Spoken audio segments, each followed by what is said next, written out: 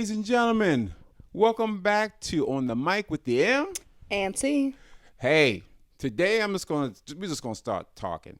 I saw something in the paper recently, and I think I saw it on IG too, where a young lady was talking about how things have changed for families. She said 50 years ago, 78% of the families were headed by men. Okay. And now, speed ahead 50 years later, 78% of the homes are now headed by women. Oh. Yes. Oh, that's big. Yes. Oh, that's big. So almost 80% of today's households are being led by women. By women. Wow. And, she mentioned, the welfare state and how the government and all that stuff is. Government assistance has basically perpetuated this outcome. Exactly. Okay. Meaning food stamps, temporary cash assistance, stuff like that. All that. Okay. So the woman is able to then accept these government services inside the household, and now she's able to sustain the home on her own. Exactly. Bullshit, but go ahead. Okay, I mean, I'm just saying, because is that enough? And whose household is that enough? And if we don't talk about today's household, is that enough in today? But I can understand how you want to say the trajectory. That's pretty much where we started at. I'll accept that. And so, of course, when she said that, I can't argue with that, because I know when I was going to school, more of the kids I went to school with had both parents in the house. Okay. Than now. Mm-hmm. Because I know, talking to my son when he was going to school, he was like, wasn't many together parents, more divorced parents, more mixed families, or what's the term they use now? Blended family. Thank you, producer. Yeah, so I think for my son's upbringing, I think I seen what I thought was a nuclear family, but it was a blended family. Mm-hmm. They just look real good. Yes. They have a problem with that. No. But they weren't led by women. The males were present or are present for when my upbringing. I just know what my household was. And it was led by a man. Yes. But I do recall, I don't think there were many fathers in the households of my peers when I was coming up. Wow. I had one friend who had a father in her household. Wow. Yeah. That's crazy. Producer, how many people you knew, friend-wise, who had intact families? In terms of intact families, I want to say in high school, I had a class of probably about 50, 60 people, and I could probably only say 8. Wow. Had both parents. Wow. Most of them had divorced parents or parents who were together and didn't live in the same house at all. Didn't deal with each other. You went to dad's house Tuesday, went Thursday, and Saturday. And you were at mom's house Monday, Wednesday, Friday. Wow. And on Sunday, you got to pick. Wow. What type of lifestyle is that for the children? I'm just curious. Like, it's just a little off, but what type of lifestyle is that really for the kids? It's not really. Yeah, what did the kids like? A lot of them complained about it. A lot of them were upset about it. And these are Caucasians, you know what I mean? Like, wow. The black people were 4 of them, myself included, would be 5, who had families out of 9 in total. Wow. 5 out of 9 in total, 5 of which were black. Mm-hmm. Wow. And these black people had money. That's why they were together. Wow. You know what I mean? But a lot of the parents were not together in some way, shape, or form. So we're seeing that this is across the board, whether you're black, white, Chinese, whatever, that this is a prevalent thing. Well, the male enrollment also in the colleges and universities is also down. Yes. Same time, right? Exactly. Is that a coincidence? No. And think about kids, boys in school. Yep. I mean, it's crazy. A lot of guys graduated from school and can't read or write. But why not? Well, at what age do you real life learn to read or write? What grade? God damn, I knew how to read and write before I even got into kindergarten. See? There are certain things that you do need to know before you enter into grade school. because you build upon things. And when our young boys walk inside a school building and everything is built on top of you learning the past information, and you didn't learn this information, you're slowly but surely left behind.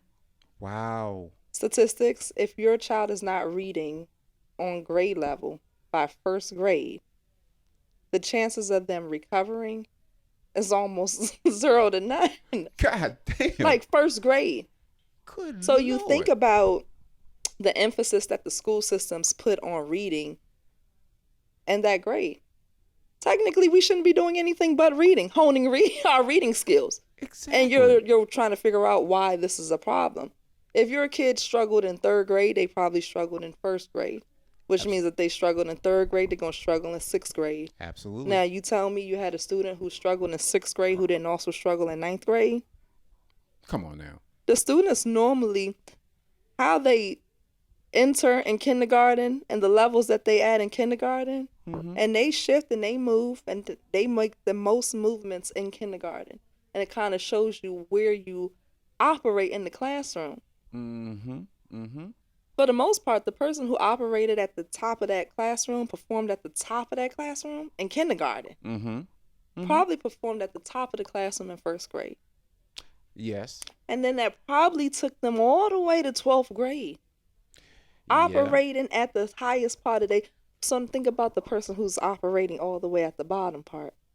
Oh my God. What about that bottom 10% or 20% of children who are struggling to read? Wow. What That is happens true. to them?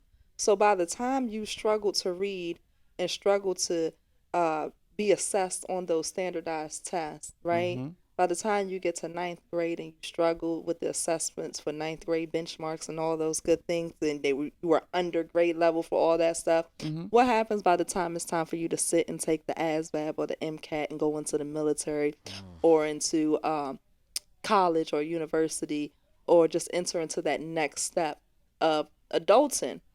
Exactly. Are you properly prepared, and can you even compete properly? No. Because How do you internalize life? And as much fucking money as we spend on education, we hear it all the time. When Maryland passed this new thing to The have casinos, and right? That's going to help with the education. When they passed that bullshit lottery back 50 years ago, that's supposed to do a lot with education. But the fucking kids are dumber now than Absolutely. 50 years ago. Absolutely. Then what the hell we doing? What the hell? What's the purpose of school if the boys are failing that early? It's like we don't even have, so we know what's happening. Everybody's known, and we've been knowing it. What year did the woman quote that statistic? It was this year. So she went back 50 years. So that puts it at 1973. Okay. Yeah. Okay. 73. Yeah, so, but I think my stat reflected 1988. That we knew how disadvantaged the children were when we referenced reading and competing inside the school system. Wow. So we always known these things. What programs have real life been put in place in your community to take the boys, specifically the boys, because they are our leaders, right? What programs? There's no programs that emphasize growing the boy or the male into the male that he needs to be. That is very true, but it goes back to the original system of education.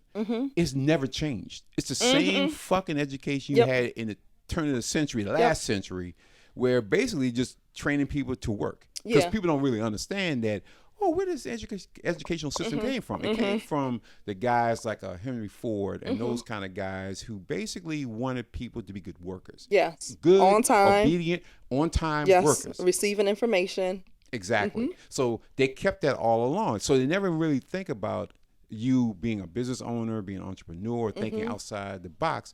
They want you to show up every day, do your 40 hours and go home, and that's what they did back in the day. Right. But shit has changed since 1900. We're now in 2023, and we're still using that same old shit and not really looking at the ways of really teaching boys. Boys learn differently than girls. I don't know why the fuck they keep thinking that, everybody's the same. Everybody learns differently. And again, that's why girls do so good in college and high school and all that shit, when boys struggle a lot because you're forcing me. You better learn this way, and if you don't learn this way, fuck you. You'll figure it out. It's even more so that like it's not dynamic. I know like for me, a lot of the classes in which I remember and retained a lot of the information were classes that allowed us to engage with the material realistically. Mm-hmm. Okay, cool. You're teaching us how to do algebra. That's fine. But when we took algebra and instead of saying y equals or y plus what was it, y plus mx equals b or some shit like that, I can't remember what the, or mx plus b equals y or something like that, I can't remember what the formula was off the top of my head now. That's cool, but that doesn't mean anything. Mm-hmm. But if you sat there and said, okay, you got a payment due on a car loan and it is X amount per month, and you need to figure out how many months you're going to have to pay and how much income you would need to make in order to sustain that and still only spend 25% of your, or 20% of your income on car payments. That was easier to figure out because I'm taking real life examples and able to kind of point it in a direction that makes some damn sense. A lot of the teaching that we do is scheduled around just the abstract. And I think we've had this conversation on the podcast a couple times. Men are concrete. Mm-hmm. Like, give a guy A plus B plus C and they can give you D. Like, without ease. Nah, give you D. Sorry, I'm immature. My bad. it just popped me. It just popped me. I'm sorry. But it's true. Like, it's very easy, concrete. If you give them exactly what you need, 9 times out of 10 a guy can give it to you without much of an issue. Make it relatable and real. Make it relatable and make it real. And a lot of times, it's abstract is how we are taught. And so, unless you find a way to make abstract concrete, you just don't give a shit. Yeah. And so it kind of goes in one ear out the other. But like these same guys, if you give them a playbook, they can understand and break down a defense in a heartbeat. They can look at a basketball game and tell you, okay, that guy's going to do a back cut. And like, you can see these guys are intelligent. In a lot of cases, in so many cases, if you put that guy in an environment of something that they're interested in, you see the intelligence is there. They just have no reason to apply it to the thing that they're tackling. I had a guy in my class growing up who I always thought, man, like, why you just feel like you just don't give a shit about nothing? As we got older, it started to become very apparent he was just bored. He was a smart guy who was bored. So he just didn't give a shit. So he just went through the day making noise and just doing stupid shit. But he'd be the first one where if we had an exam on something that was like he was interested in, a student. Wow. Yep. Wow. I sometimes also think that the blended male-female thing creates that false competition in the class, right?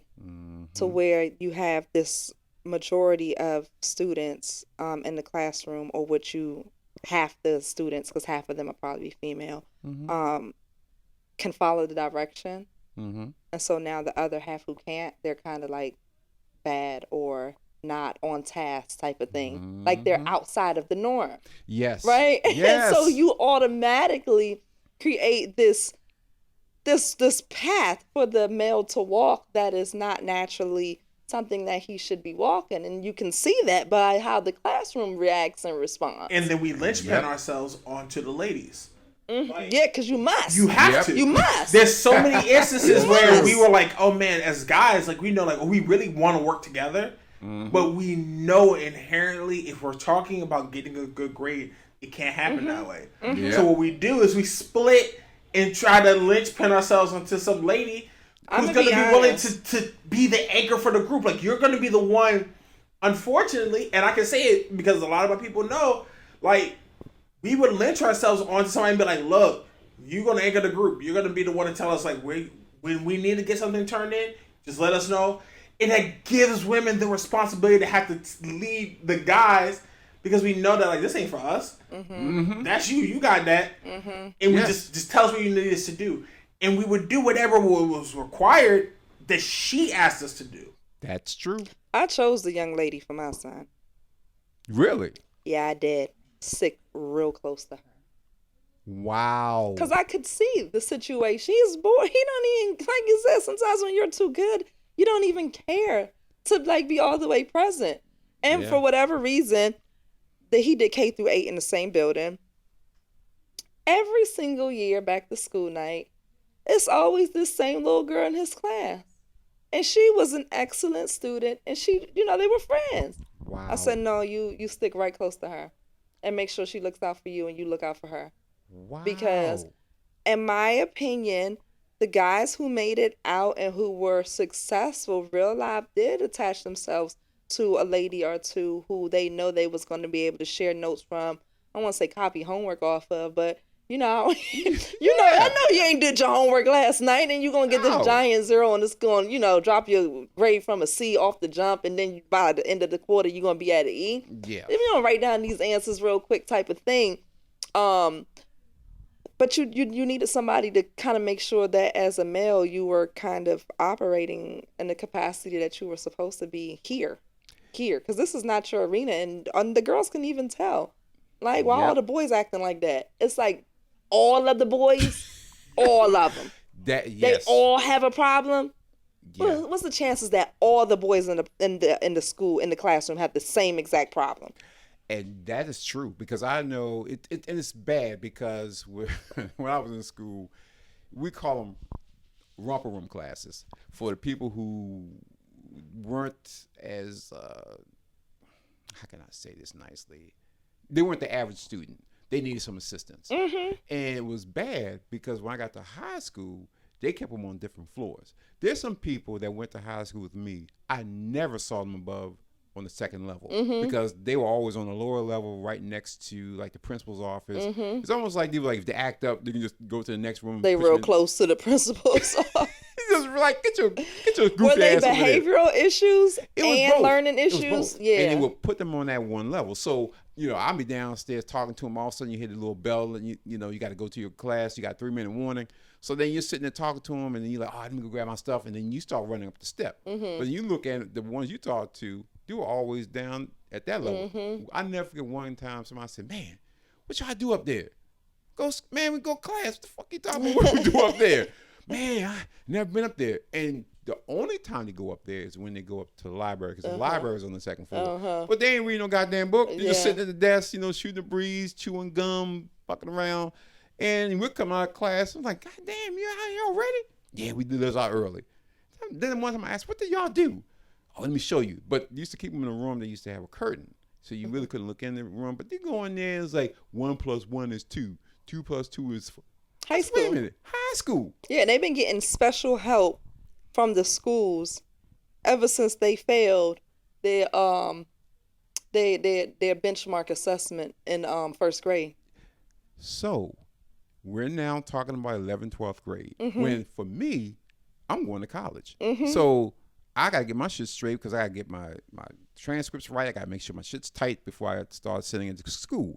For them, they're like, I got to get me a job over at, maybe the Naval Academy, or go somewhere, food service, something like that. Because when they said Naval Academy, they meant support.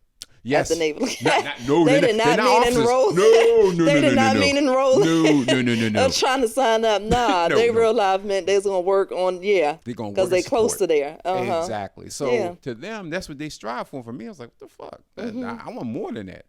But you realize they were set up for failure a long time ago, and by that time, that's the key. How many of our men, boys, going to men, had been set up for failure? A lot. And and some of them who have success, they were set up to fail. Absolutely. And most people, they just barely made it through. That's true, because most of us, for instance, for me, it was a given. Your ass is going to college. Okay. So that wasn't something I found out in 10th grade, 11th grade, when I was little, because my grandparents was about the education. My grandma in particular was about the education. So she was like, no, I don't want you to be out here taking the shit that we had to take. You have to get the education. Nobody can take the education away from you. Absolutely. So, okay, cool. So I was in the library. I lived in the library. I was always that little kid that was in there, and I was always thirsting for knowledge. So I didn't want to if I messed up a test, I was pissed off at myself that I messed the test up. And I want to do better. There's a lot of people who just like, I failed, whatever, and they didn't think anything about it. And in particular, when I was in elementary school, my school was probably 95% white. So it was no, oh, here's your education, here's their education. No. If you're here, you have to learn what everybody else is learning. Absolutely. And you got to go with the same flow. So I was going to be that black kid in the back who's in the back of the class. No. I was in the front of the class because, again, I knew I had to learn this. There was no cut point. There was no lower curve or nothing like that. So I learned that. And I took that going to school. And believe it or not, I had more black kids when I finally got to high school. By the time I got to high school, it was probably 60-40 white. Okay. But by that time, everything was easy to me because I was, things that black kids that I talked to was struggling. They was like, especially black guys, like, I can't do this class. It was easy for me because I had to learn it when I was in the lower grade. Speaking ahead, by the time I got to college, there was classes that I didn't have to take. There was classes people had to take, like, what do they call, son? Those classes that you got to take before you take your regular classes? I was about to say remedial like shit. Yeah, remedial. It's not but it is remedial English, yeah. But they cleaned it up, I feel like. Yeah, they call it something else. It's almost like when you took your SATs, and my SATs was high, so I didn't have to take it. Yeah. But a lot of people, man, I got to take this goddamn, and it's a 100 course. We call it a 100 Yeah, course. they are 100s. Yeah. So it's like, man, I got to take that. I'm like, the fuck is that? Oh, English, math, and all that stuff. And I'm like, I ain't got to take that shit. You ain't got to take it? No, I ain't take that shit. Yeah. But they had to take it before they started taking any courses. So Absolutely. they had to add those courses, 3 or 4 courses before they started Sometimes taking it's the anything. whole semester. Yes. Of all. That fucked me up. I was like, what the fuck? And But at least they showed up for it. they did. Because some people couldn't even get that far. That is When you very think true. about it, the guys who's sitting there on those levels down below from your high school, Yes. they ain't getting there. No. They ain't taking no remedial courses before they start taking regular college courses. No, they didn't, and it blew my mind because the other thing was interesting is a lot of these cats came from PG County or Baltimore City, had to take those remedial courses. A lot of people who went Montgomery County or Anne Arundel County, all these other counties, didn't have to take them. Absolutely. And I'm sitting there like, wow, what the fuck are they doing different in these counties that didn't? What are we doing different that they're not doing? But it always blew my mind that everybody came in, sophomore year, junior year, every freshman that came in always had to take these 100 courses. And they always came from PG, all these other counties. Yep. And I was like, what are they not doing that has these kids so unprepared for fucking college? That you See how you shifted the blame there? Because when the reality of it is that, is it really that all of the parents from all of the other counties cared more than the parents from this county, from PG County? You see what I'm saying? It can't be that. No. It has to be the school because you have too many students. You have too many products. So then you can run the numbers. Like if Pimoco was able to get their numbers up and where the children can operate and they coming out of high school and they're prepared for college. Yes. If the second county get their students out of their building and they're prepared for college, and the third county can do it, and the fourth county, what happened to the fifth county? That's a damn good question. Like what did y'all do or didn't do that the other counties did do? Wow. And that's crazy, but yet true. Yes. Because we speed ahead 30 years later. I said to myself, my kid can't go to the same schools I went to because they changed even from that 30-year mark from when I went to when he went. It was like, I have to pay for him to have the education that he needs to get to live and survive and thrive in this new world. That tells me, it should tell everybody, that the county schools and the schools in the states aren't fucking doing what they're supposed to do, because if you as a parent have to pull your kid out of basically free education, really it ain't you paying your taxes for it, but if you gotta take your money and put your money that they're not giving it back to you. When you pull your school, you take your kid and put them in private school, they're not saying, well, you know what, take this money and go with you and with that school. They're like, fuck that. We're going to take your right. money anyway. And you still got to come out of pocket to pay for your kid to go to school to get a different type of education. Absolutely. That says a lot about the school systems and what the fuck are they doing. Absolutely. And how they're progressing, and are they changing and making things. Are they trying to get better at what they do? Yes. Are you It's trying almost to like get they're the better? pharmaceutical industry. Yes. they're just trying to exist. Like, Yes. nah, what are y'all doing? Are you getting better? And the only way you know that you're getting better is if your students operate better. And Yes. they're not. They're fucking not. And we can't blame everything on pandemic. No. That's the other weird part, is that nowadays the school systems, like everything is, it's because of pandemic. Oh, it's because of pandemic. These kids are failing way before the pandemic. Yeah. I think what pandemic did is that it exposed just how bad things actually are. Because you can put makeup on shit and it still be shit. And the things they kept putting makeup on and the makeup ran out. Yep. So, but it's like if you presented the information, like, okay, first graders of today, right? Mm-hmm. Were they affected by pandemic? But they'll be disadvantaged and then blame it on pandemic. Yes, they will. What are you doing? How did the pandemic affect them? Because they weren't able to get pre-K4 proper? Because they weren't able to get kindergarten proper? So now somehow, because of pandemic, Mm-hmm. this group is affected too? How? Well, they're going to make an excuse because, It's again, just all excuses. all of his excuses because no one really wants to sit back and look and say that this current system that we currently have, educational system, That you forced to pay into. forced to pay into, Even if you opt to pay into another education system. it does not fucking work for the 21st century. And it's still someone saying, okay, let's go back and revisit this shit and make changes, necessary changes. A lot of people saying, fuck this. I'll put my kid in a private school. Or homeschool. Homeschool, Yeah. which is growing tremendously. I mean, it should. Yes, because It if the school's should. not doing it, The then schools are out you of have control. to do it. Yes. You Metal want to take your detectors. kid out of school for 2 or 3 days? They talking about they got a doctor's note? No, they had to be sick in order for us to go somewhere. This is crazy. That doesn't even make sense at this It point. doesn't make no sense. I was talking to a guy recently, and he was saying he moved close to my old high school, and he was like, when he moved there, he said, I kept hearing that things was going to be different there, and there's a better school and all that. He said the first day he took his kid in there, it was a fight right there when he walked in the door. He said it was a fight. He was like, oh my God. He said, why are they fighting the first thing in the morning? It's 9 o'clock in the morning. What you fighting for? And then he said it got worse because then they put metal detectors in there.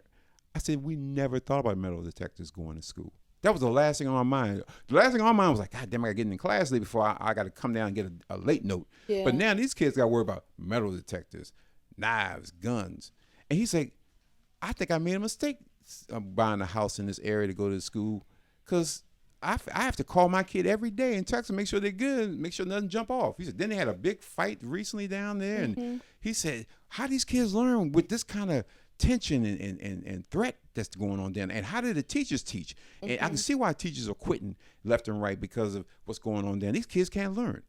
So if we're spending all this money to make schooling and education better, but yet you got a parent whose kid is currently in school worried about hopefully my kid don't get shot, don't get stabbed, don't get in the middle of. We don't send our kids to school to worry about. It's not a war zone. Yeah. It's not like you send them to Kosovo or you send them to Iraq. You send them to school to learn. Yep. And we see around these kids getting shot at every time you turn around. There's a school shooting. Yep. So what the fuck are we really teaching these kids today? And now again, you got kids who ain't really learning. You got young men who are just getting passed through, and then they pass them right out of school. Congratulations, you graduated to what? Because you have no skill set. You can't fucking read. You can barely write. And your logical reasoning skills are poor. Yes. Like, Yes. your ability to think and apply certain things, it's not been challenged very much. No. Because we not didn't at have all. any programs and extracurricular activities that were proper to kind of foster that. The other thing Exactly. about the male-female thing is it's sort of like in the workplace, right? Where the women are easier to deal with. Mm-hmm. So in the academia world, the young ladies are easy to deal with. So if they're having like an issue with learning, especially in elementary school, you'll see the teacher is more willing to spend a few more minutes with the girls versus trying to settle the boys down to spend a few more minutes with the boys because they're doing too much, right? Absolutely. So you see that easy road being taken. And so the woman, naturally, if she was going to miss it, she caught it because she was easier to deal with. Absolutely. And what happens with the boys, you're a disruption to this class. You're a disruption. So now we're going to push you somewhere else. We're going to put you in a different class for all the other hard heads that they always say, or they're not smart, they're not intelligent. Did they ever think that maybe they're bored? Or they're going to put all their resources into disciplining you as opposed to all the resources into bringing you up to speed.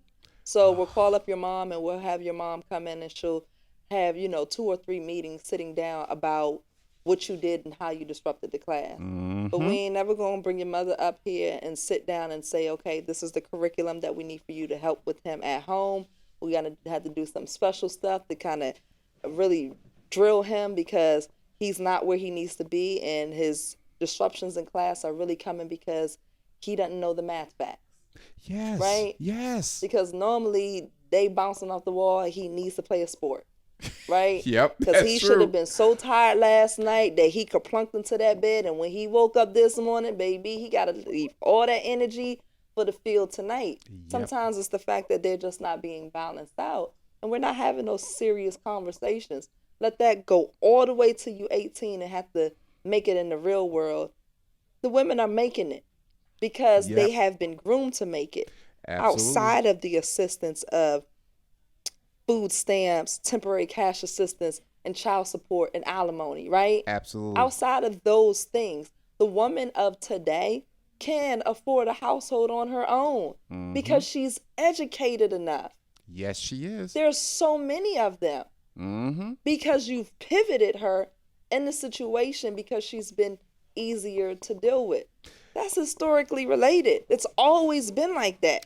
It's just worse. When it comes to us. Yep, absolutely. And then we, the boys, who don't have someone pushing them or helping them along the way, fall by the wayside. Yes, you do. Then the next thing you know, the kid becomes disruptive. He's not doing this. Well, you have already taken the fight out of him early. Yep. If you think about it, if you handle this situation when they're kindergarten, first grade, that's the time to rectify and get that kid right. Yeah, build him up. But you're so busy seeing your problem. Yeah. Your problem Sit down, James. Stop moving, Christopher.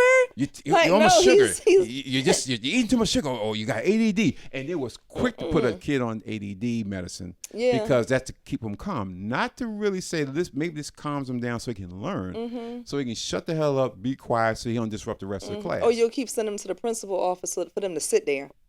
Yes. This child was just bouncing all over the place, and now you're gonna play the sit challenge. And then how many times have you send him to the principal's office to do the nothing? He wants to do something. Yes. And it's not just him in the classroom doing this. It's about him and 4 or 5 other boys. That they're all doing the same damn thing. And the first thing you're saying, they got behavioral problems. But you don't want to do the actual work necessary to say, let's put them somewhere else and just teach them differently. Let's still doing the curriculum and the way we're doing it now. Let's try something else and see if this works. Yep. And then when you don't do that, boys check out. Yep. I've seen them. They're in class. The ones that check out really check out. The ones that get it, I see them. Like I said, they stay engaged the whole time. The whole time. We're having different conversations. And that's the other thing. You have different conversations, you grow. Because the ones that are not making it, they're not thinking about college. They're not thinking about anything. They just think about, I get out of here and get a job. They're just trying to enjoy life. Pretty much. They don't think they have to make a plan. Nope. They don't think planning is for them. They don't think that they have to actually assess certain things and then carry on based off of what they assess. They just feel like we'll just go. Yes. And that's a recipe for a disaster. It really is. And then you find yourselves, you begin to hang around each other like groups of grapes because that's when the division happens. Because I get along with everybody. I get along with any and everybody. But you can see the ones who thought a little differently, like, hey, I'm just gonna find a job, they hanging together Yep. because they relate to each other. Yep. The other ones who were like, I want to go to school, I want to go to the military, I want to do something different, something more, they hang in their group because it's like of like minds. And you may know each other, but you don't really conversate. I conversate with anybody because again, it's not who you are, or But what our you're paths doing. don't cross as much anymore. We don't. It doesn't, because Right. once you get out of school and you go on that path to school and everything else, you're on a different road. Yes. You're not in that. I got to get up every day and go to work and then do. You're not there because you're going somewhere totally different. Yep. And you may not meet them. And when you do meet them, you see them where they are. They see you where you are. I never forget. I was working in D.C. I met a guy who went to high school with me. He said, "Man, I don't know how you do it, bro." He said, "I said, do what?" He said, "Man, I was getting gas." He said, "Going up there, man. Going up there. Where you work?" I said, "I work in D.C." He said, "Man, I could imagine going to D.C. That's where the money at." "Yeah, man, but I can't imagine getting up and driving and doing all that stuff." I said, "What the hell you do?" "Oh, I'm trying to find myself. I'm in between jobs." Then mind you, I was 31 at that point. So we're in our 30s.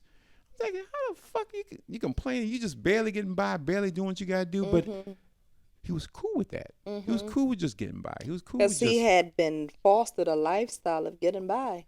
Yep, exactly. And everybody covered him. The school let him pass.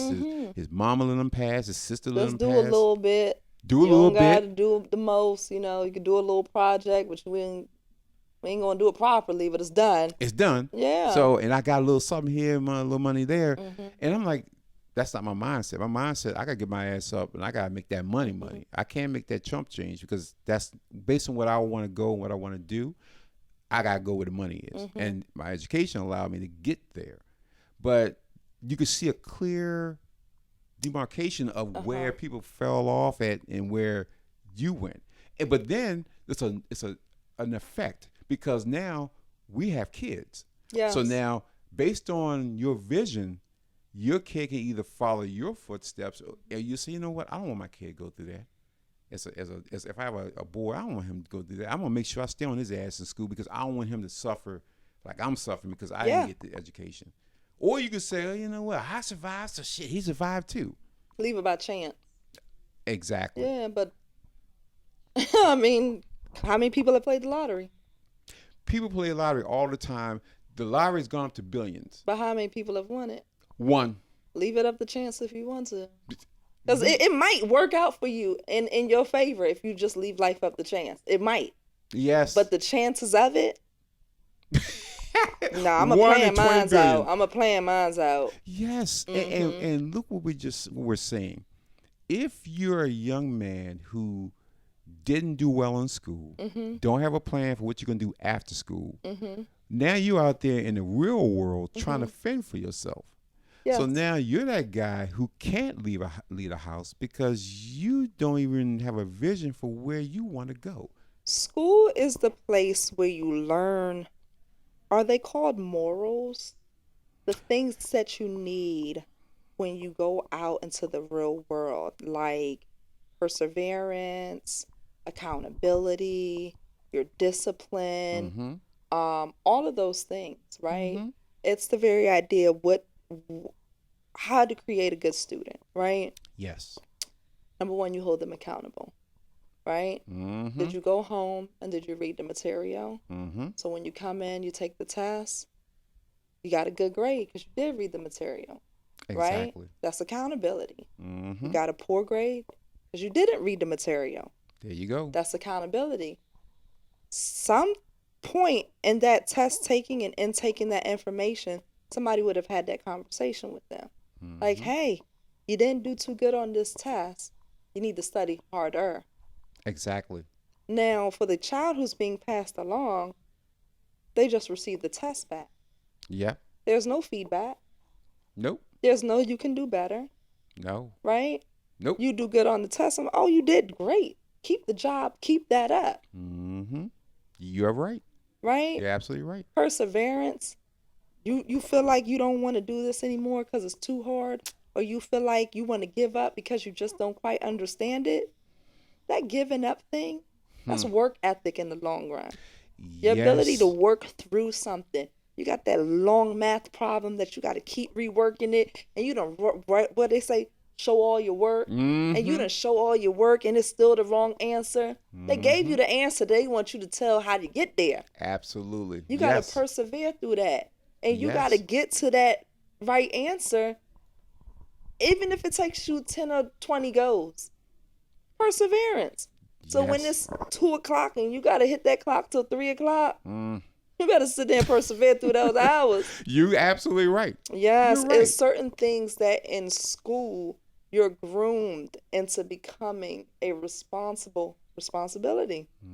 Taking a book home, bringing it back, saying, hey, you got a project due on this date, and you actually show up with the project in hand. Absolutely. All of these things, no matter how crappy the school system is, Absolutely. right, it's still that opportunity to learn all of those things that you need when you walk into adulthood. Yes. Or at least when you start that step into adulthood, right? Yes, you would need that. Yes. Because, of course, if you don't learn it in school and you don't learn it at home, you're a setup for failure. Because if you go in this world and thinking that, oh, I'm going to do anything I want to do and everybody's going to accept it, you are absolutely wrong. Because they will fire your ass on the drop of a dime, and you'll be the person who's mad, I don't know why they fired me. You know why they fired you. Because your ass thought you can do everything. Yep, anything you wanted to do. Because you did it in school. You did it at home. Or you're okay with just figuring out the next job when it comes. Like you don't want to plan, right? When you're in school, school shows you all the time that you plan for your next step. So when you're thinking about going to college, right? You start checking out your college as your junior year, right? Absolutely. By the time you're in your senior year, it's not the latter part of the senior year when you're about to graduate. It's the beginning part of the senior year. Yes, ma'am. Right? You start writing those essays. You start sending those things out before the holidays really come on through, right? Absolutely. And so you plan for the future. Yes. Yes. You constantly plan for the future, and school is teaching you that in order to be successful, you should plan for the future. Yes. But if you're one of those students where that lesson was not taught to you because you were just passed along or because you're a behavioral issue, yes, it is going to be exactly what it is. You're going to feel like you don't have to make a plan in life. You're going to feel like planning doesn't necessarily serve you because you got here this far. I got here by wing and prayer. Yeah. Yep. No. Even the Bible says you need to plan. Because haste is what results in poverty, I think is what it says. Yes. And Like, it's weird you said that because that's exactly where a lot of these people end up. Struggling their entire life. Just a struggle. And you're trying to make a quick buck, or you're trying to sign up for the job where you don't need any training or you don't need to invest any money in the training. Exactly. Right? Yes. You need to invest money into yourself. But if I've never seen anyone invest money into me, like think about your kids' projects. That's the first time where you show somebody that you just need to invest money into yourself. We're not going to make any money back off of this project. Nope. None. This little $50 I'm taking out of my wallet to go buy this little $10 project board, these $15 damn markers, these little frills and thrills. I done spent $50 at the Staples. You damn Skippy. How much of that I'm going to get back? $0. And guess what? I'm going to be okay with that. Of course you're going because to be. I sold something into you that later on, we're going to reap all of this back. It's going to be reaped back with the greatness that you're going to have come from you and your family come to be. This is what people fail to realize. These kids grow up. They will get out of school one way or the other. Yep. And they aging out. They're going to age They out. ain't getting out nowadays. These children are aging out, especially our boys are aging out of school. So I don't want to hear nobody attacking the woman talking about she in her masculine space and she taking over the households and she's leading the households. We failed our boys. And continue to fail And continue to fail our boys. Yep. And then blame the women once they become adults and they're forced to survive. And don't get me wrong, there's some messy stuff going on in between there. There's some women who's taking, poor routes and are hiding behind the nonsense. Absolutely. But when we talk about almost 80% That's a huge of the goddamn households, numbers. Yes. it's more than women pissing the men off and being disrespectful to the men and saying, I can do this all by myself. Don't no woman want to do nothing all by herself. And you know what? Now that you said that, let's be perfectly clear. Nobody can do anything by themselves. Absolutely. And I'm tired of people saying that, I'm strong and I'm alpha on this. Yeah, it's fine and dandy. Mm-hmm. In order for you to have a healthy, functional family, you have to work with someone to get there. Even people who move up in careers, they're talking about, I did it myself. No, you didn't. It took somebody to look at you and say that you're worth bringing up to this next level. It took somebody to say, hold on, let me take a minute out of my day and write you a nice little referral. Yes. At some point, somebody had to stop doing what they was doing outside of their regular work day. Your up was not their up. Nope, not and at all. And they still said, nah, I'm going to type up this letter or I'm going to answer the phone and speak for you. Speak on your behalf and about the way that you operate so that you can get up that ladder. So you're right. We're not doing it on our own. We're not designed to do it on our own. And it doesn't make sense to do it on our own. But we cannot correct the problem by pointing the finger and saying that the woman is leading the household strictly because she wants to lead. 80% of today's households are led by women. That's crazy. And to me, it kind of sounds like when you say they're led by women, it sounds like there are some men in those households too.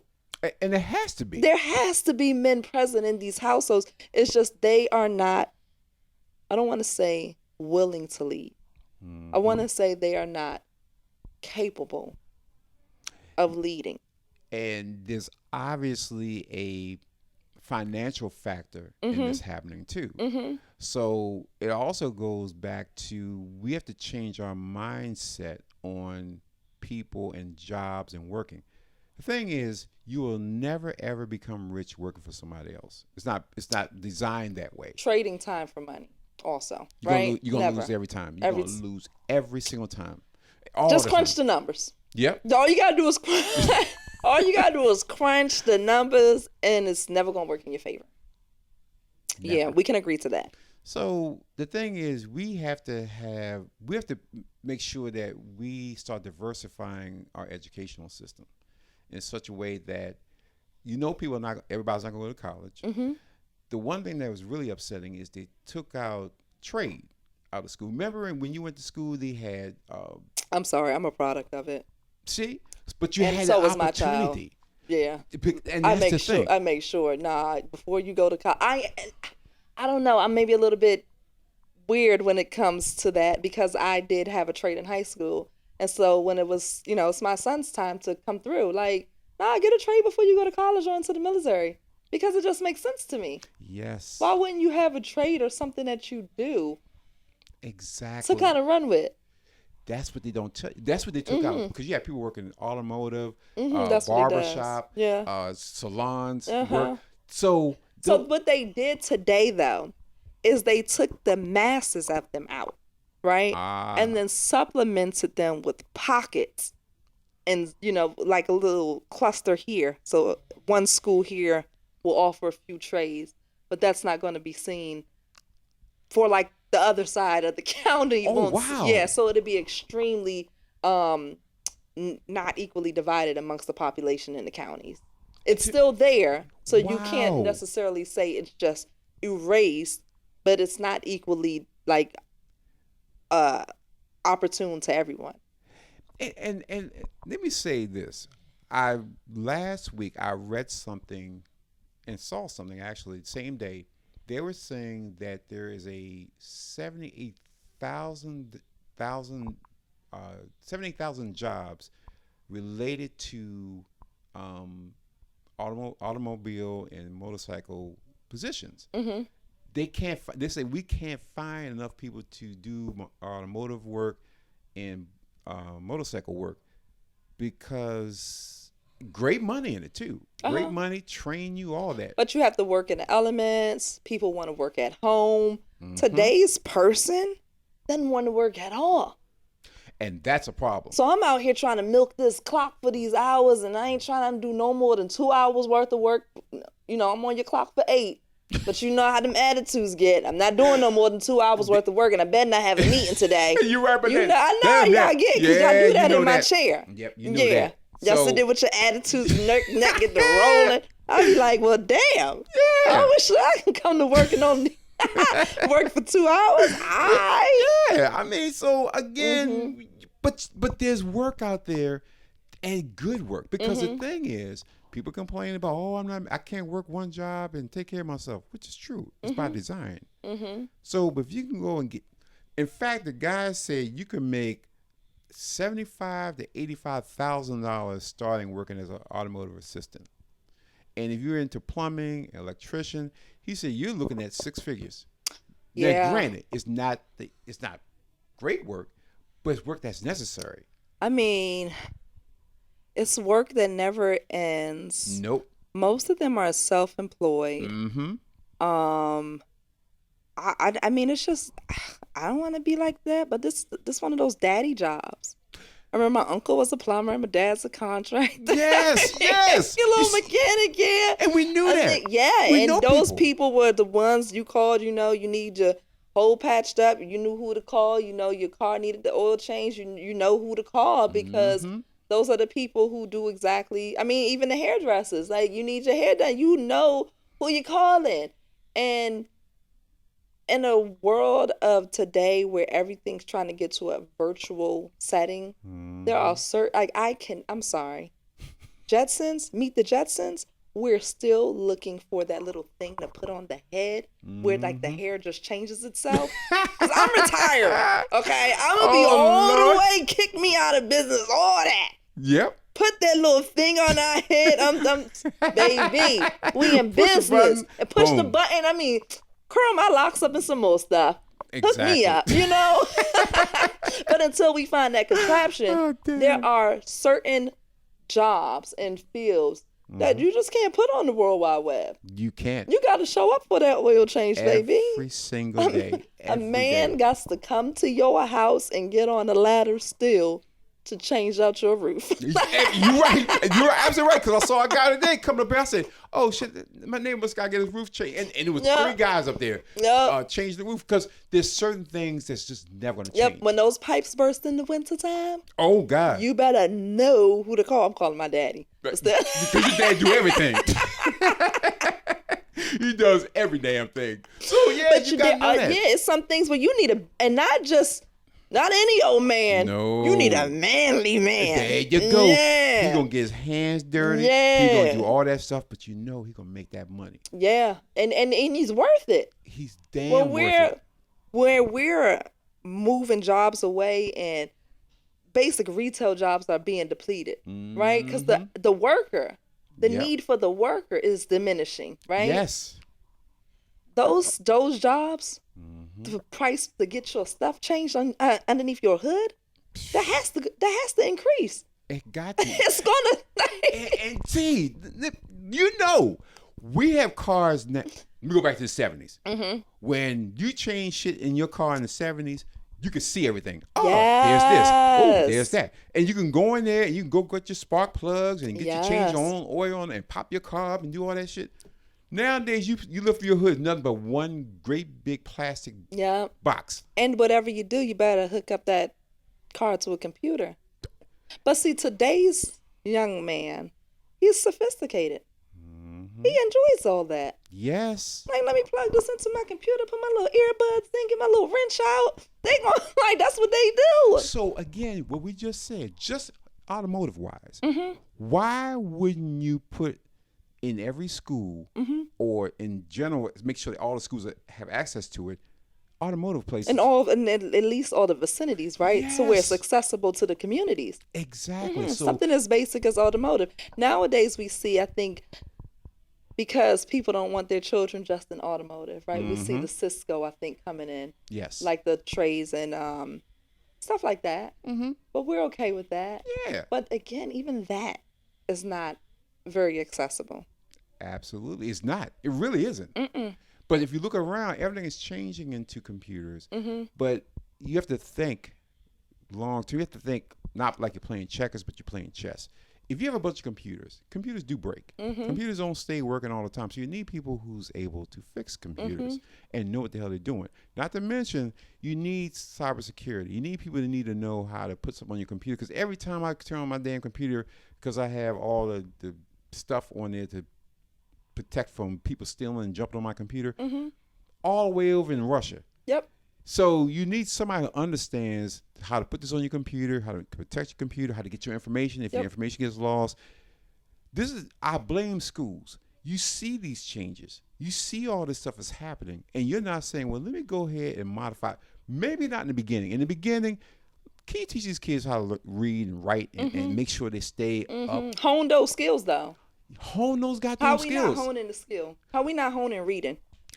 And that is scary. How you graduate and can't read or write? Or how you saying it's the mom's fault or the dad's fault, the parents' fault, y'all kid can't read? Like, no, they get that. That mom and dad actually understand that they failed their child. They get that, and they are actually sending their kid into the building and asking for help. And what are you doing as a school rather than passing them or passing them along? It's not my problem. Well, what you're gonna make is society's problem. That's what it is. Because I understand that mom didn't teach the kid how to read or write properly, right? She was probably fighting with the man. She was probably at work too long. Then she had to cook dinner. And then you talking about basketball practice?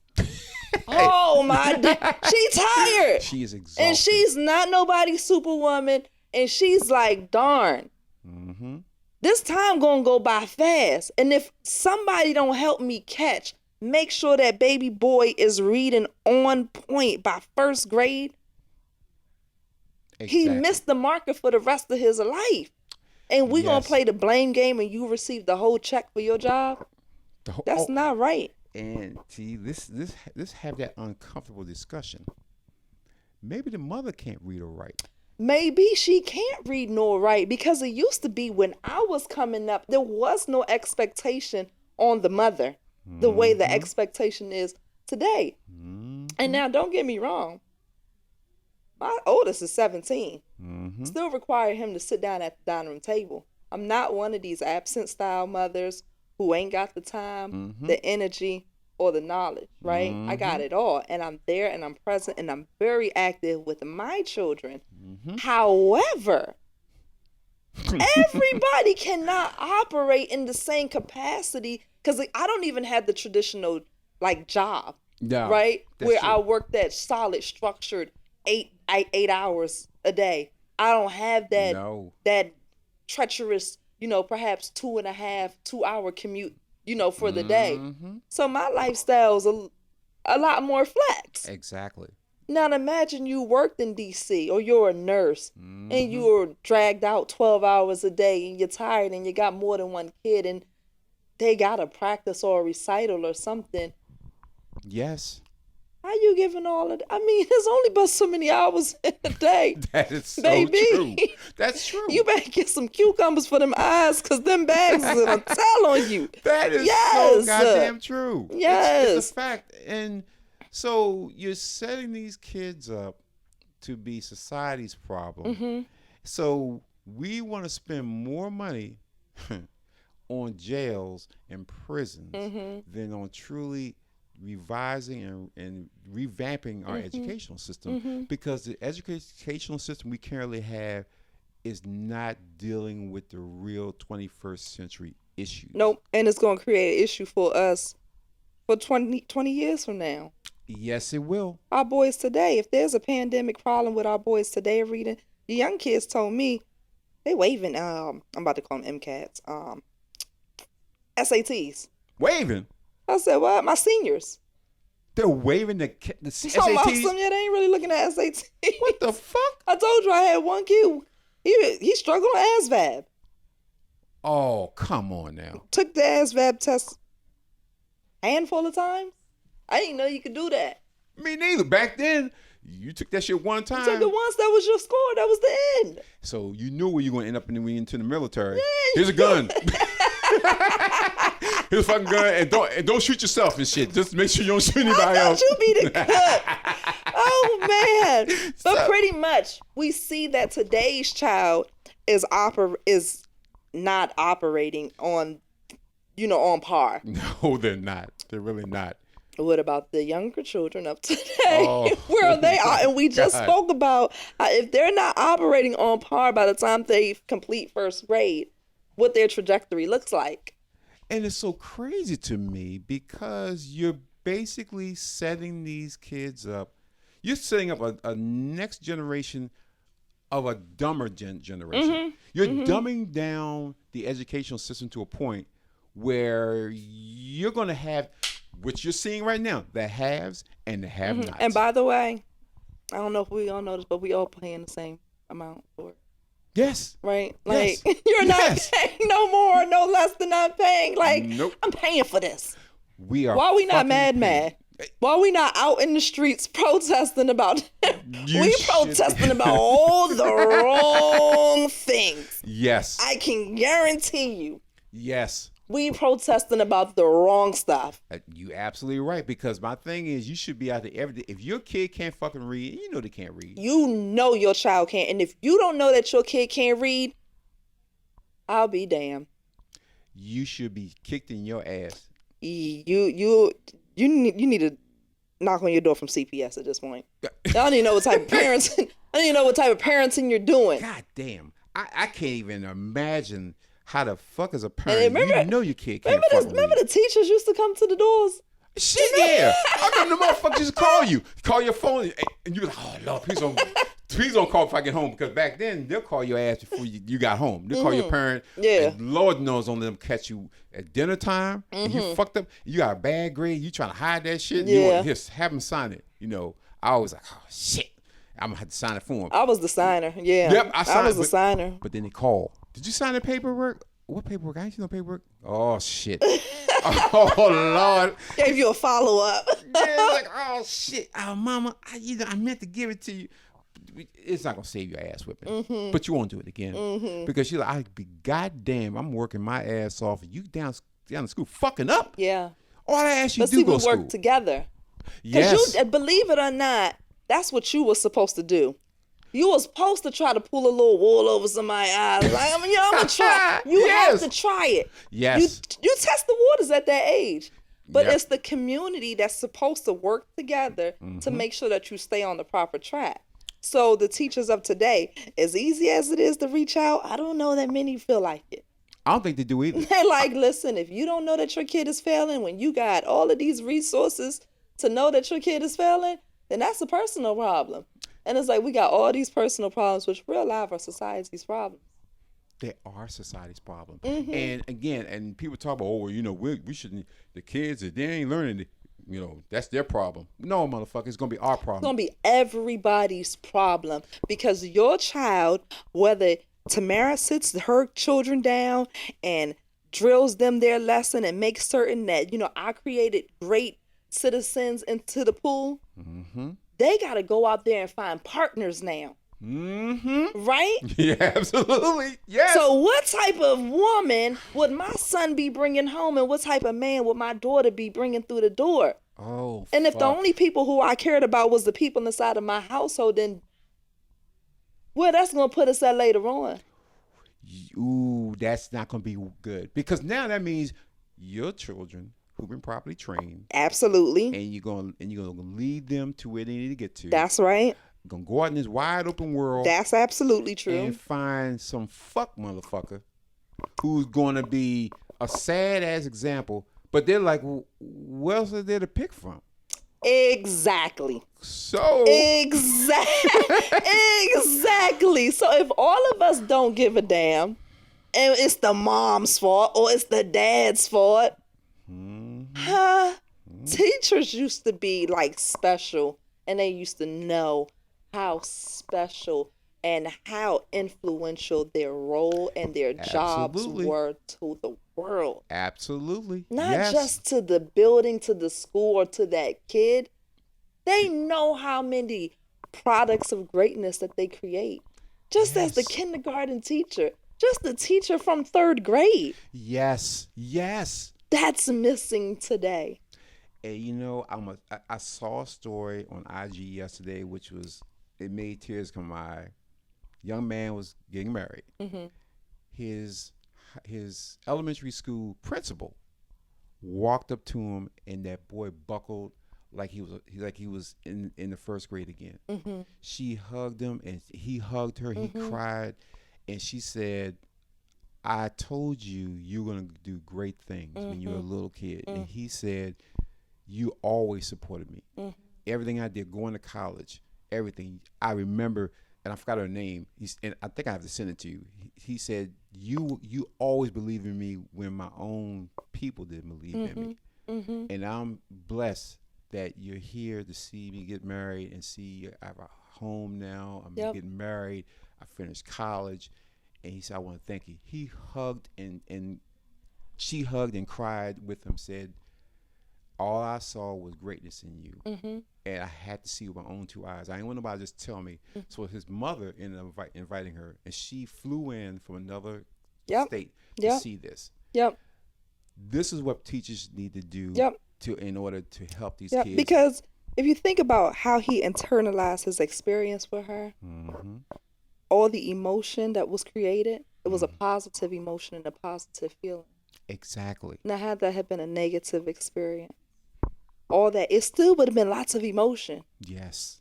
That he would have internalized. Absolutely. But then it would have came out very negative.